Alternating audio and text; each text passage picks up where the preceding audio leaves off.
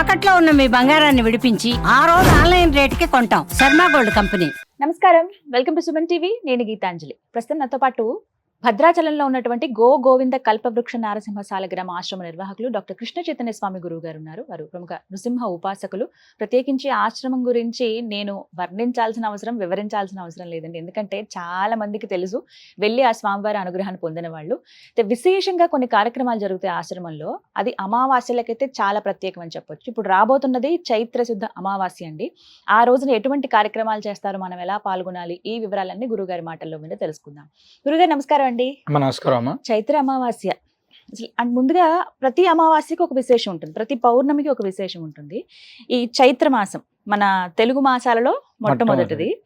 ఈ మాసంలో ప్రత్యేకించి ఈ అమావాస్య విశిష్టత ముందుగా తెలియచేయండి. ఆ తర్వాత ఆశ్రమంలో జరిగేటువంటి కార్యక్రమాలు ఏంటో కూడా చెప్పండి. తప్పకుండా అమ్మా. అంటే విశ్వావసునామ సంవత్సరంలో మొట్టమొదటి అమావాస్య, అందులోని ఇది ఆదివారంతో కూడుకున్నటువంటి అమావాస్య.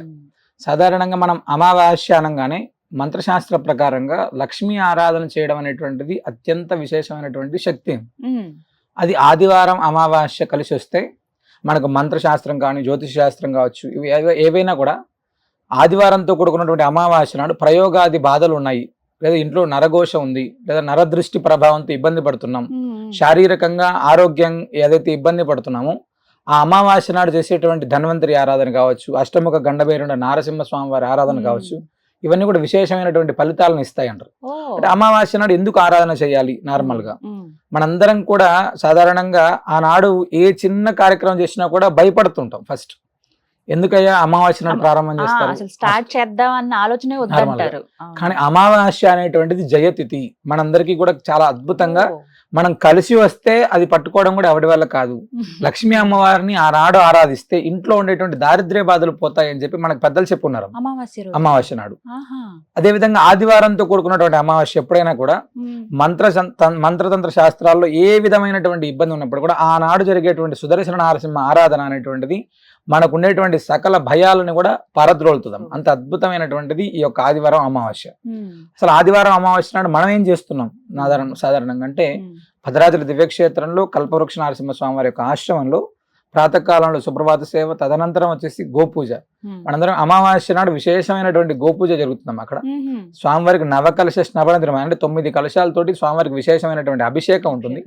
అయిన తర్వాత ప్రత్యేకంగా ఈ యొక్క అమావాస్య నాడు అష్టముఖ గండభైరుండ నారసింహ హోమాన్ని 8 రకాలైనటువంటి దోషాలు ఏవైతే ఉన్నాయో మనకి, అంటే ప్రయోగాది బాధలు కావచ్చు, జాతకరీత్యా గోచార రీత్యా కావచ్చు, మనకున్నటువంటి దృష్టి దోషాలకు సంబంధించింది కావచ్చు, ఇలా ఏదైనప్పటికీ కూడా ఈ యొక్క 8 రకాలైనటువంటి దోషాలన్నీ కూడా తొలగిపోవడం కోసం ప్రత్యేకమైనటువంటి హోమాన్ని, అదేవిధంగా ప్రతి అమావాస్య నాడు నిర్వహించేటువంటి మహాసుదర్శన నారసింహ హోమాన్ని, శ్రీ మహాలక్ష్మి అమ్మవారి హోమాన్ని, ఇవి కూడా ప్రత్యేకంగా చేస్తున్నాం. ముందుగానే నమోదు చేయించుకోవాలి. అవునమ్మా. అంటే హోమానికి వచ్చేటువంటి వాళ్ళు చాలా మంది, అక్కడ స్వామివారి నిద్రకు వచ్చేటువంటి వాళ్ళు చాలా మంది, అంటే అమావాస్య నాడు స్వామివారి సన్నిధిలో నిద్ర చేసి స్వామివారి దర్శనం చేసుకునేటువంటి వాళ్ళ సంఖ్య చాలా ఎక్కువ ఉంటదమ్మా. అమావాస్య నాడు నిద్ర, ముందు రోజు రాత్రి నిద్ర, మరుసటి రోజు హోమం, ఇవన్నీ పాల్గొనేటువంటి వాళ్ళు ఎవరైనా ముందు రోజే తెలుసుకొని రావడం అనేటువంటిది చాలా విశేషం. అది ముందుగా నమోదు చేయించుకుంటే ఇంకా సులువు అవుతుంది, ఇబ్బంది లేకుండా ఉంటదమ్మా. దూర ప్రాంతాల నుంచి వచ్చేటువంటి వాళ్ళు ఉంటారు కాబట్టి ముందుగా ఉంటే వాళ్ళకు ఉన్నటువంటి సౌకర్యాలు కూడా ఏమైనా కావాల్సినవి తెలుస్తాయి. అయితే కొంతమంది రాలేని వాళ్ళు ఉంటారండి, ఇప్పుడు పేరు గోత్రం చెప్తే సరిపోతుందా? తప్పకుండా.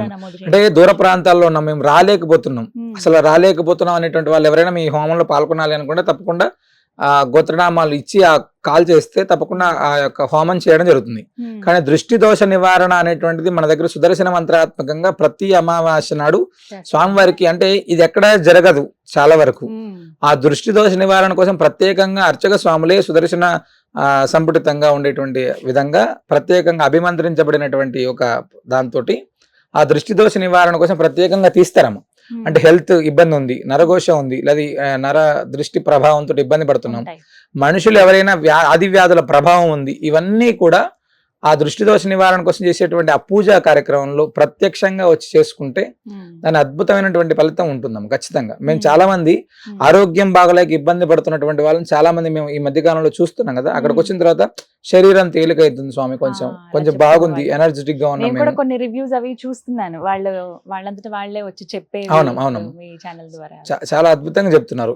ఇది ఏమిటంటే అవకాశం ఉంది, చాలా వరకు మాకు అవకాశం ఉంది అనుకునేటువంటి వాళ్ళు ఎవరైనా కూడా ఇప్పుడు వచ్చేటువంటి అమావాస్య ఆదివారంతో కూడుకున్నటువంటిది కాబట్టి కొంచెం ఓపిక చేసుకొని స్వామివారి దర్శనం చేసుకోవడం. ఎందుకంటే నేను చాలా సార్లు గమనించాం, అమావాస్య నాడు స్వామిని దర్శించుకోవడం ఆ యొక్క వైబ్రేషన్ అనేటువంటిది చాలా అత్యద్భుతంగా ఉంటుంది. సాధారణ రోజుల్లోనే భగవంతుడు ముడుపు కట్టి ప్రదక్షిణ చేస్తేనే మన సంకల్పాలు నెరవేరుస్తున్నాడు. ఇన్ని అద్భుతమైనటువంటి కార్యక్రమాలు జరిగేటువంటి సమయంలో స్వామి అనుగ్రహం అనేటువంటిది నిజంగా మన పైన ఇంకొంచెం ఎక్కువ ఉంటుందనే అనుకోవచ్చు తప్పకుండా. అది చాలా విశేషం అమ్మ. అదేవిధంగా మనం వ్యాపార సంస్థలకు కావచ్చు, ఇళ్ళకు కావచ్చు, ప్రత్యేకంగా హోమాన్ని నిర్వహించినటువంటి పూర్ణఫలం కొబ్బరికాయను కూడా వాళ్ళకు ప్రసాదంగా ఇస్తున్నాం అమ్మ. తీసుకెళ్లి ఇంట్లో కట్టుకోవడం ద్వారా ఏవైతే ఉంటుందో అలక్ష్మీ ప్రభావాలు ఏవైతే ఉన్నాయి, ఇంట్లో ఉన్నాయి, దారిద్ర్యవాదులు ఉన్నాయి, లేదా చాలా ఇంట్లో రకమైన తెలియనటువంటి అశాంతి ఉంది, అవన్నీ కూడా తొలగిపోవడానికి అద్భుతమైనటువంటి పరిష్కారం అమ్మ అది. కాబట్టి అవకాశం ఉన్నంత వరకు రావడానికి ప్రయత్నం చేయడం, రాలేనటువంటి పరిస్థితి ఉన్నప్పుడు మాత్రమే ఈ హోమంలో మీ గోత్రనామాలతో చేయించుకోవాలి అనుకుంటే తప్పకుండా సంప్రదించవచ్చు అమ్మా. విన్నారు కదా, నేను స్క్రీన్ మీద నెంబర్స్ ఇస్తానండి, అలాగే అడ్రస్ కూడా ఇస్తాను. ఒకసారి మీరు ఫోన్ చేసి వివరాలు కనుక్కోండి ఎలా ఏంటి అనేది. అమావాస్య కాబట్టి మీరు ఒకవేళ ఆ రోజు అక్కడ ఉందామని అనుకుంటే కనుక ముందు రోజే వెళ్ళి రాత్రి అక్కడ మీరు ఉండే అవకాశం ఉంటుంది. ఆశ్రమంలో నిద్ర చేస్తే ఖచ్చితంగా అది ప్రత్యేకమైన అనుగ్రహం అనేది చెప్పుకోవాలి. అమావాస్యలో జరిగేటువంటి ఆ హోమంలో కూడా మీరు కూడా పాల్గొనవచ్చు. దిష్టి తీస్తారని చెప్తున్నారు ప్రత్యేకంగా. వీటికి సంబంధించి ఆశ్రమానికి వెళ్ళి మేము ఒక వీడియో కూడా చేసామండి, అది కూడా చూడండి. ఇంకా కొన్ని సందేహాలు ఉన్నాయి అని చెప్పారు చాలా మంది, అందుకోసం మరొకసారి ఇంకొక చిన్న క్లారిటీ కోసం మరోసారి వీడియో చేయడం జరిగింది. ఇంకా ఏమైనా సందేహాలు ఉంటే కనుక కాల్ చేసి వివరాలు కనుక్కోండి. సాధ్యమైనంత వరకు ఎవరికైతే ఇబ్బందులు ఎదుర్కొంటున్నారో, ప్రత్యేకించి దిష్టి దోషం ఉందో, ఏదో ప్రతిసారి అనారోగ్యంతో బాధపడుతున్నాం, ఒకరిని విడిచి ఒకరికి ఆరోగ్యం ఏదో ఒక ప్రాబ్లం వస్తూనే ఉంది ఇంట్లో అనుకున్న వాళ్ళకి, ఇలాంటి వాళ్ళందరికీ కూడా ఇది ఒక పరిహారం అనేది చెప్పుకోవచ్చండి. మీరు స్వయంగా వెళ్ళండి, అటు స్వామివారిని దర్శించుకున్నట్టు అవుతుంది, దిష్టి దోషం నివారణ కూడా అవుతుందని చెప్తున్నారు. గురుగారు ఇంకా ఏమైనా విశేషం ఉందండి ఆ రోజు? అంటే ప్రతి అమావాస్యకు మనం సంతాన ప్రాప్తి కోసం అంటే గరుడ ప్రసాదాన్ని ఇస్తున్నాం అమ్మా. ఆ రోజు కూడా ప్రతి అమావాస్యకి ఇస్తున్నాం.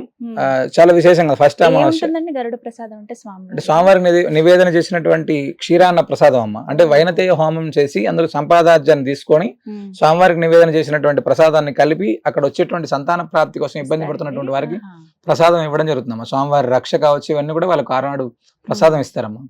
ఖచ్చితంగా సంతాన ప్రాప్తి కోసం ఆనాడు తీసుకునేటువంటి వాళ్ళకి చాలా మంది అమావాస్యలో తీసుకొని సంతాన ప్రాప్తి అయినటువంటి వాళ్ళు వందల వేలాది మంది భగవంతుడి అనుగ్రహం ద్వారా ఆయన పేరు పెట్టుకొని అక్కడికి వచ్చి తలనీలాలు తీసుకునేటువంటి వాళ్ళు చాలా అద్భుతంగా జరుగుతుందమ్మా. అవునా, అది కొంతమంది నేను అక్కడ స్వయంగా వచ్చినప్పుడు కూడా చూశాను, చాలా మంది వచ్చి మళ్ళీ కృతజ్ఞత స్వామివారికి చెప్పడానికి వచ్చిన.